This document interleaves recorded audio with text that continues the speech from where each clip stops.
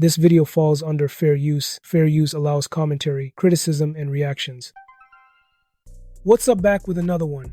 So today, I'm going to show you this clip of Cameron talking about Dame Dash and Jay. Check it out. When I came to Rockefeller, I was at the point where I'm like, I'm coming into a scenario to where this is already laid out. This is done. These is up. For me to even be a part of this is a big move for Dame even bringing me in. I'm very happy. So I always was like, and I'm exaggerating when I say this, but I'm like almost a slave. Like, can I hold the door for you? Yo, want something from the store? I'm on the store. Yo, you was definitely grind mode when you first came around, for sure. I never take that away. Right. And so I just, everything I did was like, we're not going to f this up. And then, like I said, I just didn't know Jay's personality. And it was a time, and I'll give you an example, right? I had K Slay in the studio. Yeah, you told me that, yeah. No, I didn't know if I ever told you. And Jay was like, yo, be careful who you bringing in here, because what if I would have slapped out the And I'm like, I didn't know. This is word of my mother. Yo, rest in peace, K Slay. Like, that's another thing about Slay that I respected. Like, him and Jay had their differences, but Slay always with me. Right. You know what I mean? Right. Me and Pap Absolutely. did a mixtape together, introduced me to Pap when Pap first was coming up. Used to always let me come on to bring my artists up to freestyle. Right. So I always respected that about Slay. Like, he never threw me into the politics of what they had going on. Right. But I didn't know.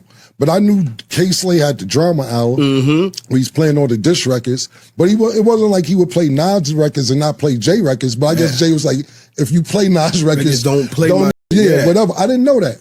So everything I did was like just basically trying to just make sure that I'm good. It was even a point where, like I said, the reason we did the New York City record, I guess, people was feeling the way Old Boy came out. It was doing good. And Jay pulled me pulled me to the side, and baseline was like, yo, I don't know if it's tension or not tension. Just that I just want to let you know, yo, we good, you doing your thing. I said, well, if Just got to beat up right now, he got to beat up right now. Let's show him ain't no tension. Right. So, yeah, man. I look back in hindsight and be like, damn, if it never happened? Right. You know what I mean? 100%. It's always going to be that. But one thing I can say, even through the drama, like, I'm going to be all the way honest with you, because you want I respect, because you had a lot of drama in this game. Likewise. And you stood on all 10. Like, you never folded, and I respect that about you. Like, but when you don't f with a rapper, his music just become like, man, absolutely. I ain't gonna front, my G. When you drop Suck It or Not, I hated you. Yeah. I was like, yo, how this thing gonna make this record when it's drama? He's supposed to have made this before. Yeah, listen, you know what's crazy?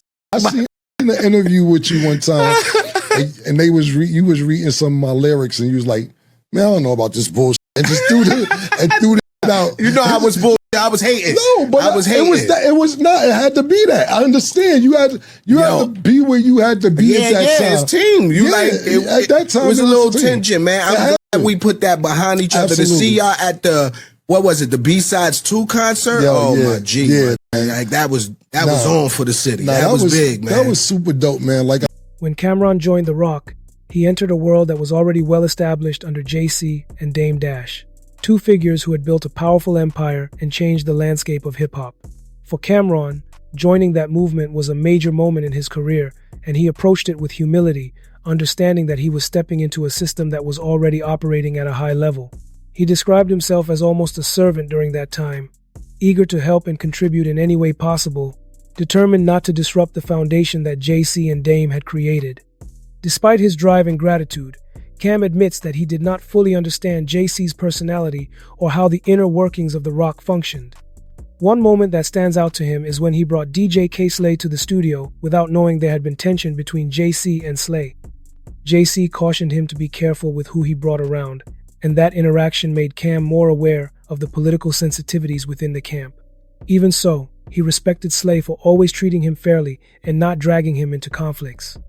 When Old Boy blew up, JC pulled him aside to reassure him that there was no tension, reminding Cam that success at The Rock was built on mutual respect and competition, not animosity. In hindsight, Cameron acknowledges that ego and misunderstanding sometimes fueled unnecessary rivalry, and he admits that during their disagreements, he could not even enjoy JC's music because resentment clouded his perspective.